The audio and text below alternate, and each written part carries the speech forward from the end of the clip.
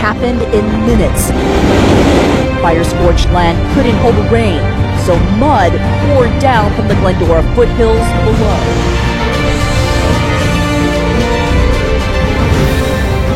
Silva with this breaking news. A powerful earthquake has struck just off the coast of Chile. The U.S. Geological Survey says it had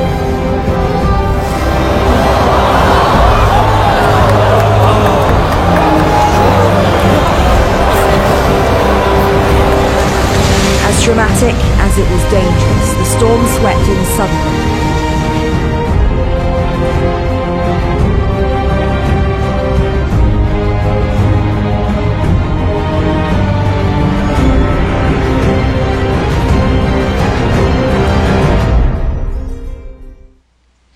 Alors, laissez-moi vous exposer un peu plus en détail la signification du mot semence ici. Je vous ai parlé que ça voulait signifier spermatozoïde. C'est pas tout à fait le cas, mais c'est dans Matthieu, Matthieu le chapitre 13, lorsque le Seigneur compare le bon grain à l'ivraie. Alors, je vais vraiment vous démontrer cependant qu'on parle ici de postérité ou de vraiment qui est relié à la génétique. Eh bien, voici l'explication. On va commencer avec Daniel 2, 43. Si on regarde Daniel 2, 43, on a ici et ce que vous avez vu qui doit se mélanger de l'acier avec l'argile. Eh bien, des chars, ils doivent se mélanger eux-mêmes avec with the seed of men. Donc, ils doivent se mélanger avec la semence, si vous voulez. La seed, ça veut dire semence. Et le terme ici pour semence, c'est le 22-34. Et quand on regarde la signification, lorsqu'on la regarde, on voit semence, offspring. Donc, c'est vraiment le mot semence, mais offspring. Il est évident que si on parle de offspring, on parle de postérité. C'est la postérité ici, eh bien, on parle de la descendance. Donc, on fait une référence directe à la génétique. Et ceci m'amène à vous donner l'exemple des anciens rois. Eh bien, vous vous rappelez, dans le temps, dans l'Antiquité, dans le Moyen-Âge, les rois se mélangeaient entre des reines et c'était toujours la royauté. Et ils mariaient leurs enfants avec des gens de noblesse pour garder le plus possible le sang ou la génétique de la noblesse ensemble. Eh bien, la méchanceté des rois est sans égale. Et on regarde l'histoire, lorsqu'on l'étudie, cette histoire-là, eh bien, on voit que la méchanceté des rois a toujours été légendaire, elle est historique, elle est remplie d'histoires, de faits. Et vous vous demandez, ils ont gardé cette semence-là toujours le plus possible au fait des choses. Et ils ont mélangé leurs enfants entre eux pour garder toujours ce statut-là génétique. C'est très, très important pour eux. On n'a rien qu'à regarder au niveau de qu'est-ce qui se passe avec la famille royale. Et ça, je vais y revenir, parce que beaucoup pensent que l'Antichrist va venir de la famille royale. Et moi, je suis absolument certain que même la Bible nous dit que ça ne sera pas le cas. Je vais vous montrer les versets qui m'indiquent avec une très grande assurance. Oubliez ça, William, son père, peu importe de cette famille royale-là, s'ils croient aller loin dans les événements du nouvel ordre mondial, eh bien, ils vont se faire jouer tout un tour. Parce que, comme je vous le dis, Satan est très astucieux. Il va pas arriver de lignée royale, absolument pas. Il va arriver d'une lignée référencée à la Bible. Et le Seigneur est très, très clair. Je vais vous montrer les versets sur qui va arriver comme étant l'Antichrist à la fin des temps. Et encore une fois, je vais démontrer que Barack Obama a toutes les caractéristiques de ce que le Seigneur nous dit. Je sais pas de prouver mon point que Barack Obama est l'Antichrist. Je vais vous donner les faits, vous ferez ce que vous voudrez avec après. Si vous pensez que c'est William, ben c'est votre pensée. Mais j'ai demandé à plusieurs personnes de m'amener des arguments bibliques sur William et j'ai lu toutes les informations à ce sujet-là, personnellement. Donc, on m'envoie des références de sites que j'ai déjà lus 10 fois. Puis, il n'y a absolument rien de biblique. Donc, il faut se baser sur les Écritures. Si vous voulez chercher quand va arriver la fin des temps, regardez les signes puis les prophéties qui englobent la fin des temps. Mais regardez dans la Bible, si vous vous voulez chercher dans n'importe quel livre des explications, ou vous voulez inventer des explications en les croyant bibliques, mais il n'y a rien de biblique à l'intérieur de ça, bien, le résultat vous n'aurez pas un résultat qui est fiable. Un autre exemple, on nous parle toujours de la signature par l'Antéchrist d'un contrat, si vous voulez, d'une alliance qui va durer 7 années. Moi, je suis pas d'accord. J'ai vraiment regardé dans les Écritures d'origine et il n'est absolument pas écrit que l'Antéchrist va signer une entente de 7 ans.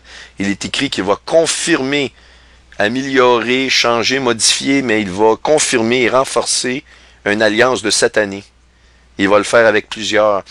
Évidemment, plusieurs personnes ont dit qu'il faut que ce soit un homme charismatique. Absolument pas. C'est absolument pas vrai.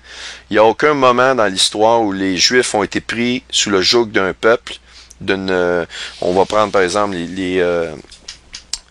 l'Empire égyptien, lorsque Pharaon a eu les Hébreux sous son joug. Je peux vous assurer que Pharaon n'a pas été voir les Juifs. Excusez-moi, pardon, mille pardons, je bénis votre Dieu. Aimeriez-vous, s'il vous plaît, venir travailler pour moi, je vais vous payer, vous nourrir, vous allez être comme mes propres enfants. Vous n'êtes pas obligés, excusez-moi, je voulais pas vous déranger non plus, mais je vous invite à venir dans mon monde et me construire des pyramides. Est-ce que vous aimeriez ça? C'est pas du tout de cette façon-là que ça s'est fait. Quand le roi Nebuchadnezzar a pris les Hébreux, il les a pas demandé leur permission. Et la Bible est claire, le Seigneur nous dit dans Deutéronome, je vais t'imposer un roi qui va dominer sur toi. Et ce roi-là, ils vont pas l'aimer. Il n'y a absolument rien dans la Bible qui m'indique que cet homme-là doit être charismatique. Et c'est son charisme. C'est-à-dire, il n'y a rien dans la Bible qui me dit que c'est le charisme de cet homme-là qui va faire que les Juifs vont l'accepter. Absolument aucun. Il faut me montrer un verset qui me montre cette chose-là, parce que j'aimerais vraiment le voir.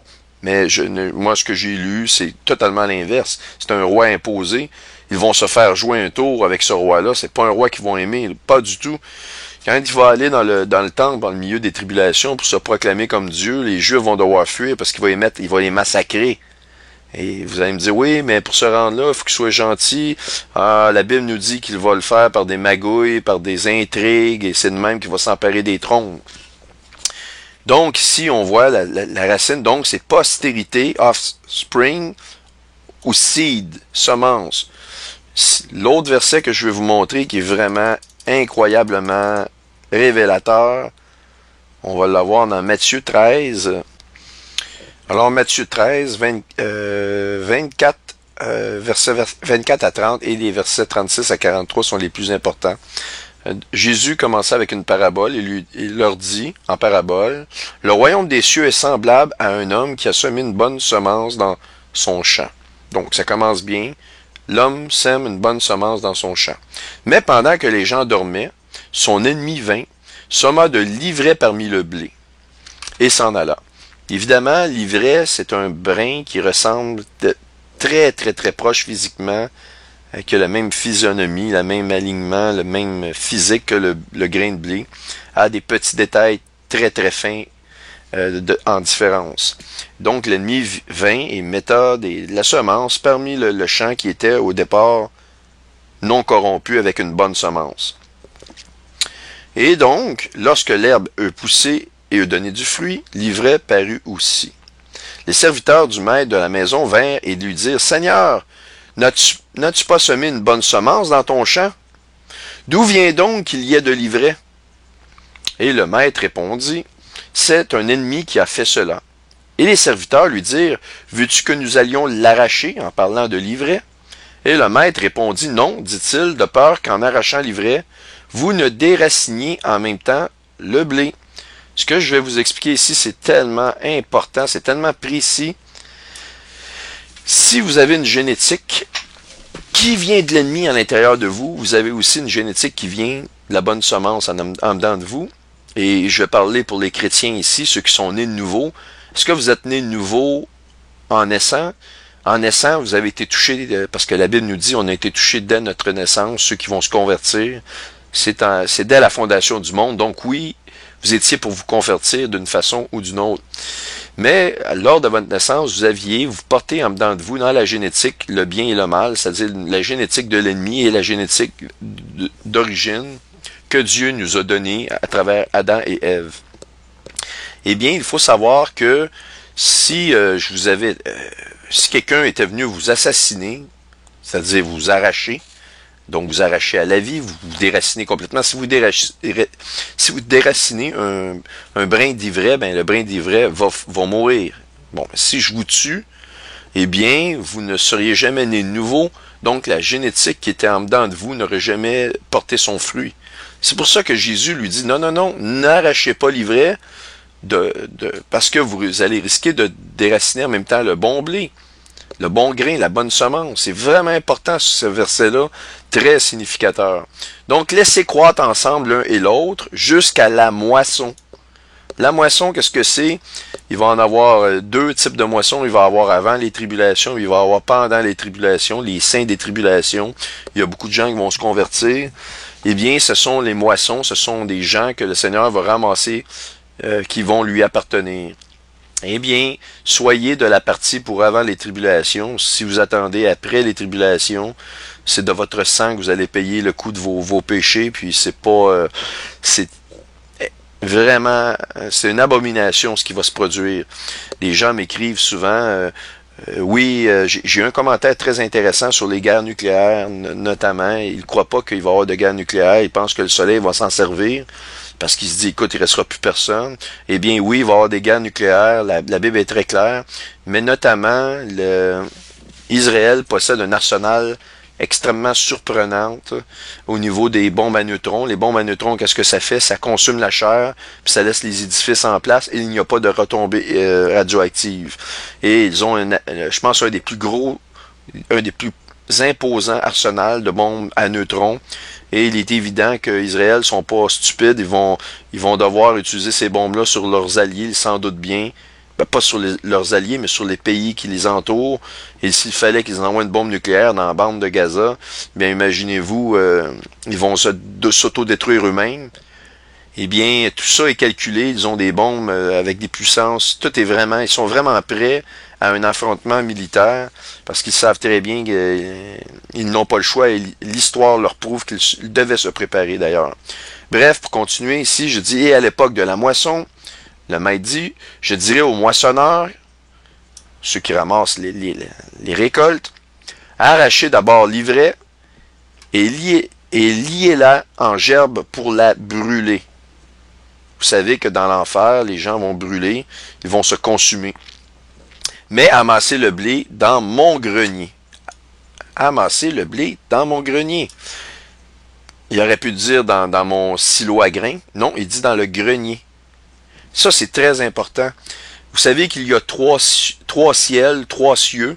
Nous avons le ciel des oiseaux, nous avons le ciel, l'espace dans lequel les étoiles flottent, et il y a le troisième ciel, celui qui est une dimension dans laquelle appartient le royaume des cieux, dans lequel Dieu ou le Seigneur se retrouve. Et lorsque le Seigneur a fait la scène, le dernier repas de Pâques, le repas de Pâques, le repas avant sa crucifixion, eh bien, il a invité ses disciples, il leur a ordonné d'aller dans un village, et lorsqu'il verrait un homme verser de l'eau avec un seau, le signe du verseau, eh bien, d'entrer dans cette auberge-là et de demander à l'aubergiste de préparer dans la salle haute une table pour le repas. Pourquoi le Seigneur a dit la salle haute? Ça signifie les cieux, le troisième ciel. On dit Hosanna au plus haut des cieux. Pourquoi on dit au plus haut des cieux? C'est qu'il y a trois ciels, et le plus élevé de ces cieux-là, eh bien, c'est le royaume des cieux, c'est le troisième ciel. Donc, il insiste encore dans mon grenier. Le grenier, c'est la salle la plus élevée dans une maison. Vous n'avez pas une salle plus élevée qu'un grenier. Quand vous parlez du grenier, vous parlez de... sortez du grenier, vous êtes sur le toit, vous êtes à l'extérieur de la maison.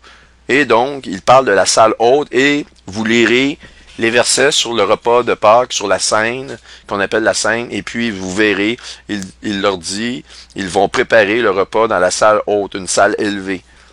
Eh bien, tous les détails sont là, il n'y a aucune contradiction dans sa parole. Il se confirme, Et là, les disciples disent, écoute, on comprend pas ta parabole. Alors il renvoya la foule et entra dans la maison. Ses disciples s'approchèrent de lui et lui dirent, explique-nous la parabole de l'ivraie du champ. Là, ici, c'est plus en parabole que le Seigneur parle. Il parle vraiment au sens propre, au sens direct des termes. Et vous pouvez prendre ça mot pour mot, exactement ce que je vais vous lire là. Il répondit, celui qui sème la bonne semence, c'est le Fils de l'homme. Donc, c'est le Seigneur qui a fait la bonne semence. Le champ, c'est le monde. Donc, le Fils de l'homme, il sème une semence dans sa création, dans les arbres, les animaux, et l'homme aussi. L'homme a été créé par Dieu et avec une bonne semence. Et le champ, donc, c'est le monde. Dieu a créé le monde. La bonne semence, ce sont les fils du royaume. Adam et Ève en faisaient partie. Ils ont donné des enfants qui en ont fait partie, mais il y a eu des péchés qui se sont faits. Donc, on a été détournés de Dieu. L'homme, Adam et Ève pouvaient voir Dieu au départ, mais Dieu s'est détourné de l'homme et il s'en détourne. Plus le péché est grand, plus Dieu se détourne de l'homme. Il a réglé ce problème-là en envoyant son Fils unique pour que son sang coule. Et c'est à partir de son sang. Et qu'est-ce qu'est le sang? Le sang, c'est la base de la génétique. Vous avez les cellules du sang qui se font à la base dans la moelle de l'os. Et c'est la toute base. Ce sont des cellules qu'on appelle des cellules souches. Vous avez dans le sang toute l'ADN d'une personne. Et donc, le sang, c'est aussi la vie. Si vous n'avez pas de sang dans le corps, vous ne vivez pas. Vous avez des organes en parfaite santé. Si je vous retire le sang à l'intérieur de vous, il n'y a plus rien qui fonctionne. Toutes les énergies chimiques sont stoppées. Vous n'avez plus de transport d'oxygène à l'intérieur de votre corps. Vos cellules ne sont plus nourries, parce que c'est par le sang que la nourriture se transporte, les sucres. Évidemment, vous savez que la santé du sang, vous prenez des échantillons d'une personne au niveau du sang, vous avez une bonne idée de l'état de la santé de cette personne-là. Donc, ce sont les fils du royaume qui sont la bonne semence, et l'ivraie, ce sont les fils du malin. S'il y a des fils du malin, il a fallu que le malin en fasse des fils. De quelle manière il pouvait le faire?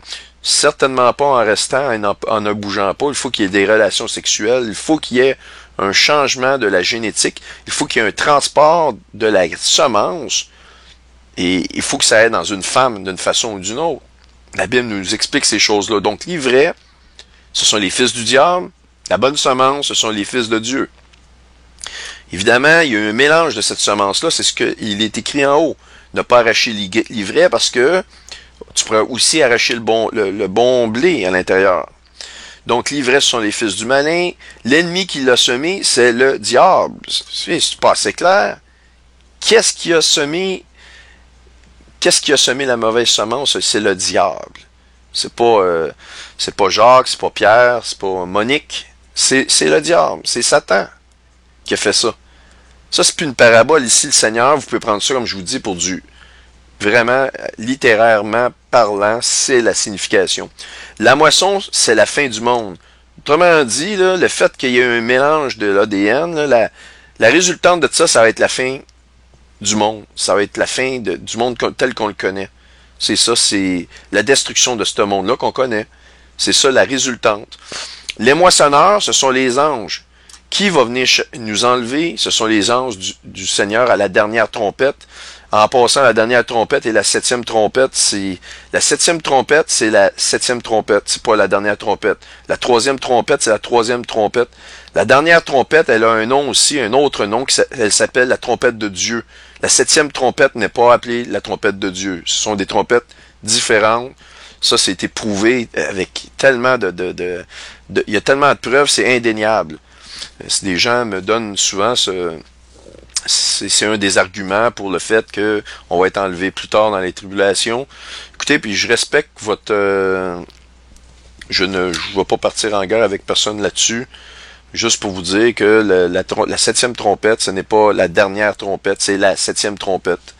La quatrième trompette, c'est pas l'avant-dernière trompette, ou il n'y a pas d'autre titre que la quatrième trompette.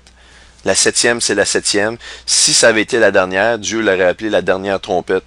Mais la dernière trompette, c'est au son d'un ange qui va sonner de la trompette, la dernière trompette, et c'est la trompette de Dieu. Alors les anges vont venir ramasser et enlever les gens qui lui appartiennent avant les tribulations sur terre. Et ce sont donc les anges qui sont les moissonneurs, qui vont moissonner le bon grain du mauvais grain. Or, comme on arrache l'ivraie et qu'on le jette dans le feu, il en sera de même à la fin du monde. Le Fils de l'homme enverra ses anges, il le redit encore, il le confirme ici, le Fils de l'homme, Jésus, enverra ses anges qui arracheront de son royaume tous les scandales et ceux qui commettent l'iniquité. Et ils les jetteront dans la fournaise ardente. Donc les anges vont ramasser le bon grain, et ce sont ces anges qui vont ramasser le mauvais grain. Ils vont en faire brûler, le mauvais grain va brûler. La Bible se confirme tout le temps en disant que la conséquence, Satan était dû à être brûlé.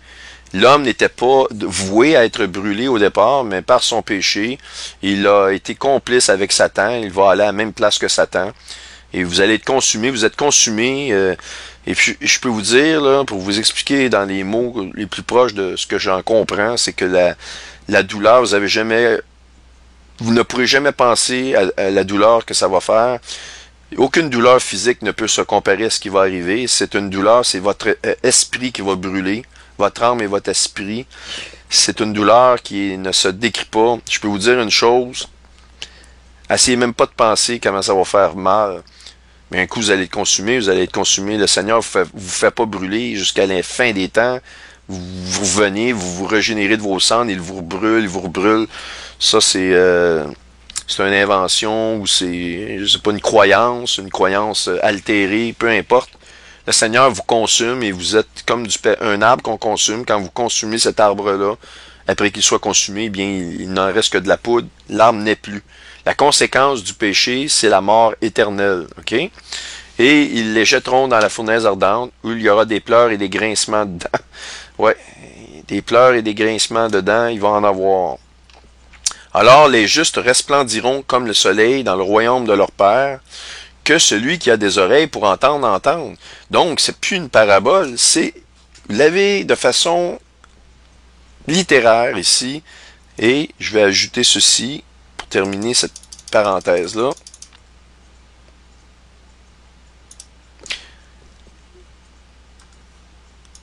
Oups, pardon. On l'a ici. Donc, je suis dans... Bon, Daniel 2, 43. Daniel 2, 43. Non, c'est ça.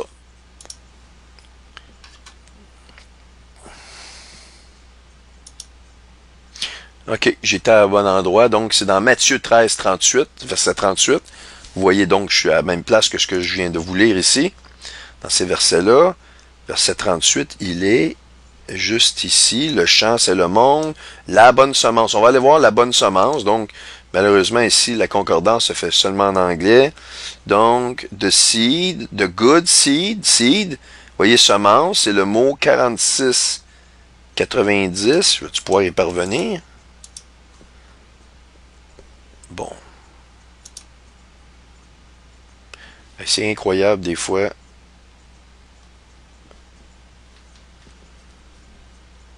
J'essaie de rafraîchir ça. Normalement, on peut cliquer des good seed. Bon.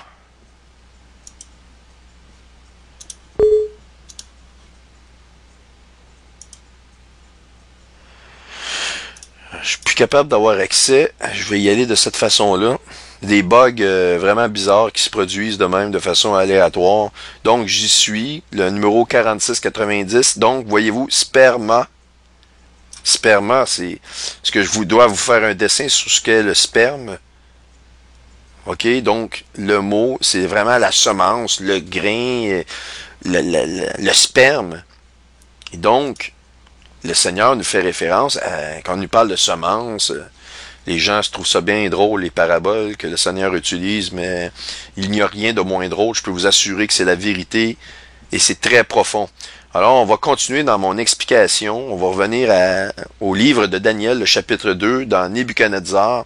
Mais c'est important que je vous mentionne que le mot semence et la postérité, on parle de la semence de l'homme. Et donc, il y aura dans l'homme, dans les derniers jours, des alliances d'ADN d'entre l'homme et les îles, ceux qui se mélangeront à la semence de l'homme, il faut que ce soit les anges. Le Seigneur, je vous le montre les versets, c'est le diable. Ils vont faire passer les extraterrestres pour des gens d'une autre planète, des frères célestes, des frères créés par Dieu. Oh oui, ils ont été créés par Dieu, mais ils avaient le libre arbitre et ce sont des anges qui ont suivi Satan, le tiers des anges de la création, et ce sont eux qui se font passer. Ce sont des êtres multidimensionnels. Ils peuvent changer de dimension. C'est pour ça que vous voyez des sphères, des genres de sphères, en anglais on appelle ça des orbs, et ces orbitaux-là, ces objets-là, semblent aller à des vitesses inimaginables, changer de direction en une fraction de seconde, ils peuvent changer de 90 degrés à 180 degrés de direction. C'est comme s'ils ne sont pas affectés par la gravité, et on les voit disparaître, flasher, disparaître, apparaître au même endroit, rester fixe. Il y a des dizaines de vidéos disponibles. Alors donc, les fameuses alliances humaines, on vient de le voir. Donc, dans le temps de ces rois, le Dieu des cieux, donc l'Éternel, suscitera un royaume qui ne sera jamais détruit.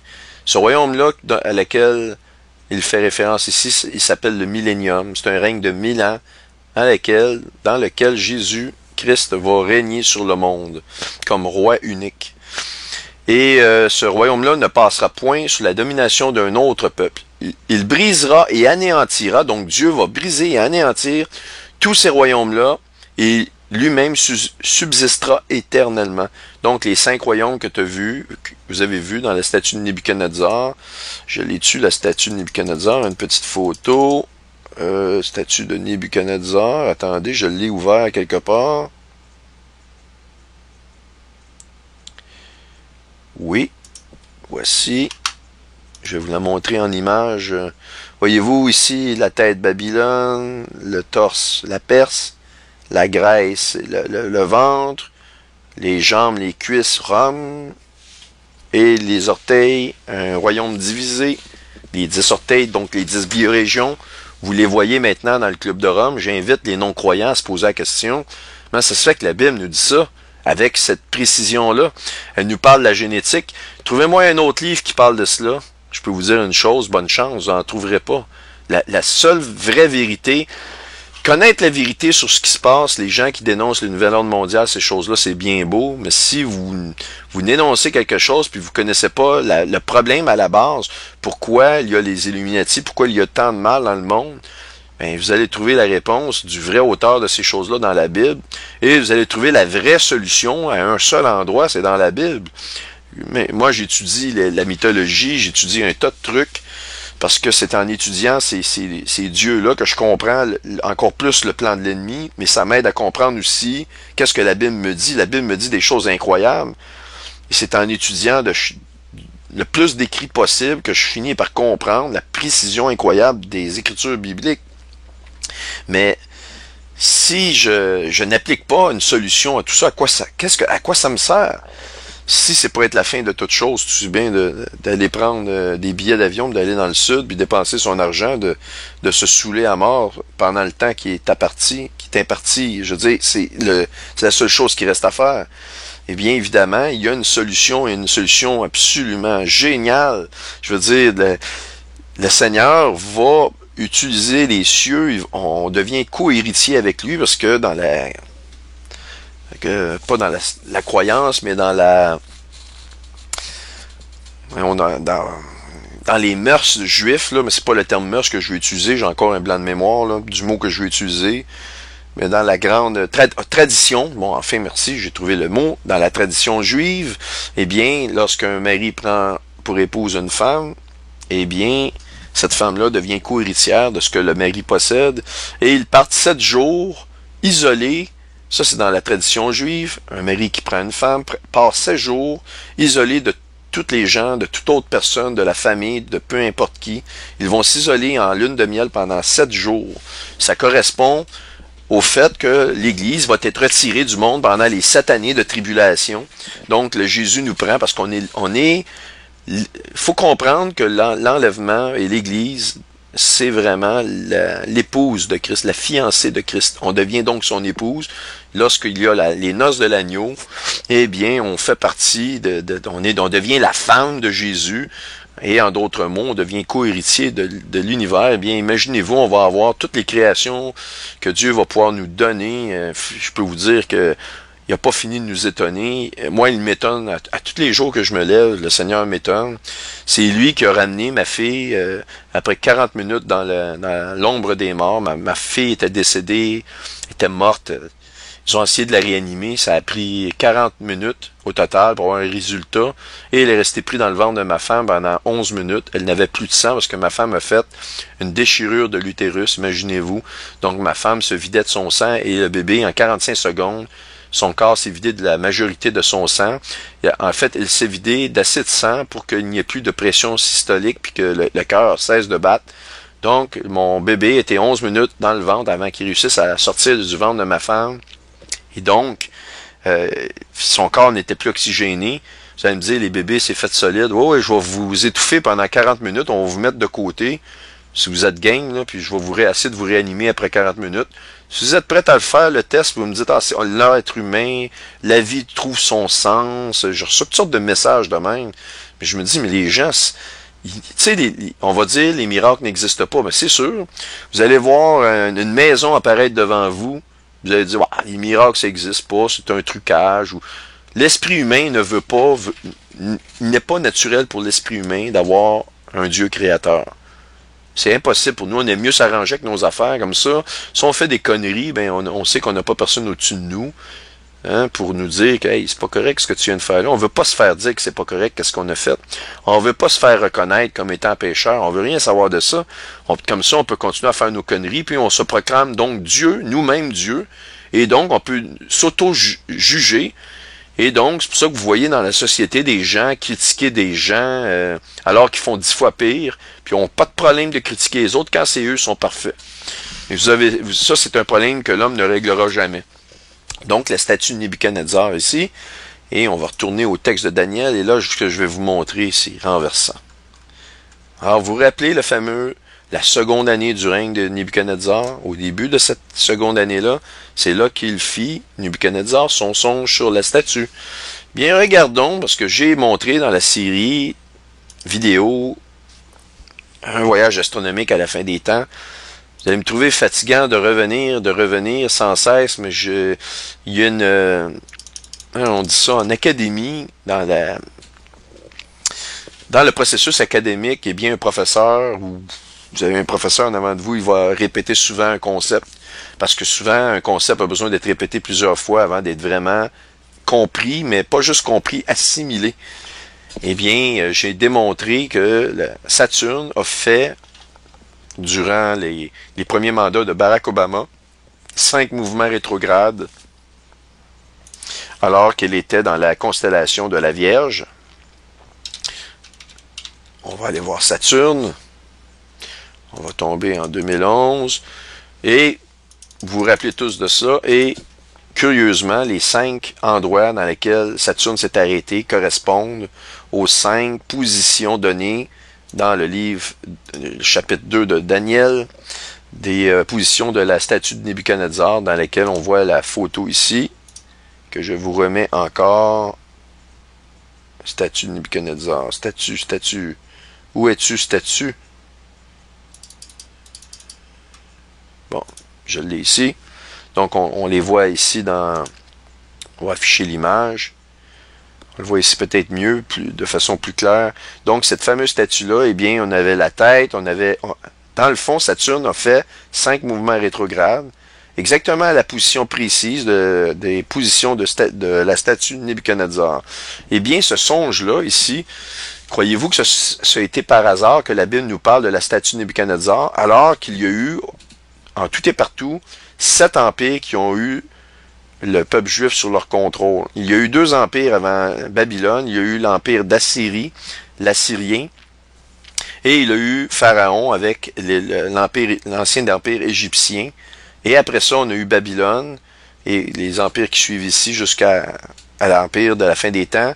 Et l'empire de la fin des temps, ne demandez-vous pas, croyants comme non-croyants, pourquoi qu'Israël est isolé. On le voit dans Zacharie 12, que l'isolement dans la fin des temps, ça annonce la fin des temps, que Israël va être isolé de toutes les nations et de tous les peuples d'alentour. OK? Et donc, Israël, l'Éternel va faire d'Israël un fardeau pour toutes les nations d'alentour et les nations du monde. Et on le voit que les nations d'alentour, Israël est vraiment un fardeau. Ils s'en peuvent plus, ils sont plus capables de vivre avec Israël. Ils veulent la détruire de la face du monde. Et les nations du monde alentour, il n'y a plus personne qui donne l'appui à Israël et même pas le Canada. C'est des gens qui pensent que le Canada, notre premier ministre Harper a été récemment en Israël, il est l'ami d'Israël et bla bla bla bla bla bla. Ben oui, il vient de finir son voyage puis il donne 80 millions aux Palestiniens de dollars. Il n'a pas consulté aucun citoyen canadien, c'est nos taxes, pour donner de l'argent. Et qui contrôle actuellement la Palestine? Ce sont des réseaux terroristes. Notre gouvernement finance, comme le Canada, comme des réseaux terroristes, comme le fait les États-Unis, comme le fait d'autres nations, comme l'Allemagne. Écoutez, on va arrêter de rêver. Là. Actuellement, Israël est complètement isolé. Il n'y en a pas d'autre solution. Faut arrêter de rêver, de penser, il est chrétien, il est gentil, Harper. Non. C'est un Bilderberg, c'est un homme qui fait partie d'une société secrète. Il était très subtil, mais là, il a dévoilé son visage. Vraiment, il le dévoile, son visage. Donc, si vous dites à votre ami, je suis ton ami, vous donnez 3 tapes dans le dos, tout est beau, vous faites un bon repas, vous sortez, vous allez voir l'ennemi de cet ennemi-là, et vous lui donnez 80 millions de dollars, bien, je sais pas quel genre d'ami ça prend, mais c'est un drôle d'ami. Moi, je trouve que c'est vraiment un drôle d'ami. Donc, j'appelle ça un traître. Moi, dans mon livre à moi, dans ma tête à moi, c'est un traître. C'est une traîtrise du plus haut niveau. Et donc, on regarde ici, le premier mouvement rétrograde s'est fait le 1er janvier 2009. Vous allez me dire, c'est quoi le rapport avec Barack Obama? Qui a pris la tête de la Babylone des derniers jours, un 20 janvier 2009, nul autre que Barack Obama. Mouvement rétrograde parfait de Saturne. On la voit ici descendre, tam, et elle fait son mouvement rétrograde ici, un 20 janvier. Donc, elle va remonter, et là, c'est vraiment là. Et après sa première année, elle commence à toucher, parce qu'elle fait son autre mouvement rétrograde parfaitement, le 20 janvier. Je vais reculer ici un peu, et je vais vous le montrer. On va commencer au mois de novembre, un petit peu plus... Donc, on la voit vraiment, Saturne s'avance. On la voit s'avancer. Et, elle s'immobilise, elle commence à s'immobiliser. Et, on le voit ici, le 20 janvier, mouvement rétrograde. Donc, un an après la première année, eh bien, qu'est-ce qu'on est? On est au niveau du torse et des bras. Vous voyez, les épaules et le bras. Vous ne pouvez pas être plus précis que les épaules, ce que la Bible nous dit, puis le torse. C'est exactement ça. Ça peut pas être plus précis que ça, en concordance avec la parole de Dieu. Donc, vous avez un deuxième mouvement rétrograde, un an précisément après la prise au pouvoir de Barack Obama, aka l'Antéchrist. Et vous avez donc, à ce moment-là, un mouvement rétrograde. Et qu'est-ce qu'il se passe? Eh bien, c'est là que la statue de Nebuchadnezzar il eut son songe. Eh bien, donc la tête a été couverte au complet dans la première année. Et donc, il fait son songe à la deuxième année. Moi, je trouve ça extrêmement précis. Puis, vous allez me dire, oui, mais est-ce que c'est à toutes les années qu'il y a un mouvement rétrograde? Eh bien, la réponse est non. On va aller voir. Il monte, il redescend, et il va redescendre au ventre. Bon, on le voit ici. Vous voyez, Saturne s'en vient. Et vous allez voir que c'est pas nécessairement une année pile. Ça a vraiment fait ça la première année du mandat de Barack Obama.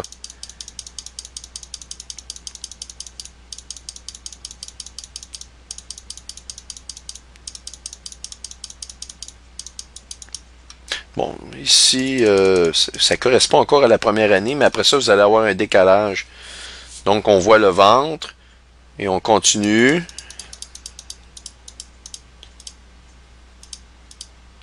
Et on arrête au genou.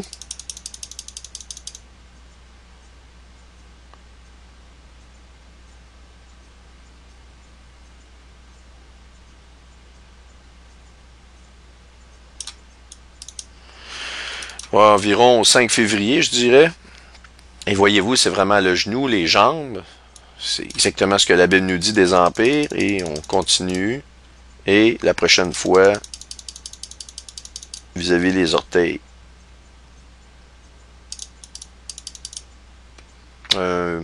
En mois de février encore. Voyez-vous? Donc, les 5 positions absolument reproduites. Ça, vous avez tout ça dans la série un voyage astronomique vers la fin des temps. Alors, j'ai demandé à plusieurs personnes, j'ai écrit à plusieurs personnes, croyants, non-croyants, des organismes, de m'expliquer comment c'était possible. Je dirais que la plupart n'ont même pas été intéressés de regarder ça. Ça les intéresse pas. Ça fait tellement peur de regarder ce qui se passe dans les étoiles. Parce que, bon, si tu es un astrologue, il y a vraiment une grosse barrière qui est créée, que l'ennemi a mis. Et ceux qui ont regardé ça n'ont pas d'explication. Il faut que ça soit complètement surnaturel. Et donc, la tête de Babylone, c'est vraiment couverte en 1 an. Et c'est donc à la 2e année que le reste de la statue se fait. Et la Bible nous parle qu'il eut son songe à la 2e année. À la 2e année de son règne. Alors, je voulais vous partager ça. C'est quelque chose d'extraordinaire. Vraiment surnaturel. Cette précision-là de qu'est-ce qui s'est fait actuellement dans les cieux. Et lorsqu'on parle de signes dans les cieux, eh bien, les gens vont se faire dire, hey, regarde, il y a des explosions dans le soleil, c'est des signes dans les cieux. Oui, les gens parlent beaucoup de la tétrade, et c'est très important, puisque la tétrade nous prouve qu'historiquement, il y a quelque chose relié aux tétrades, mais historiquement, il y a quelque chose de relié aux comètes, et historiquement, il y a quelque chose de relié à tous les signes dans les cieux.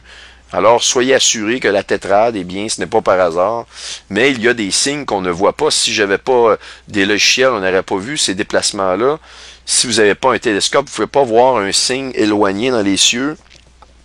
Et il y a des signes qui doivent être vus de cette manière-là. Il y a toutes sortes de signes, des signes qui sont visibles, et des signes qu'on doit analyser comme celui-ci. Ça en est un signe dans les cieux. C'est évidemment une preuve qu'on rentre vraiment dans des temps très difficiles. Et vous savez très bien tous que le mouvement rétrograde suivant, eh bien, c'est fait le 1er mars 2014.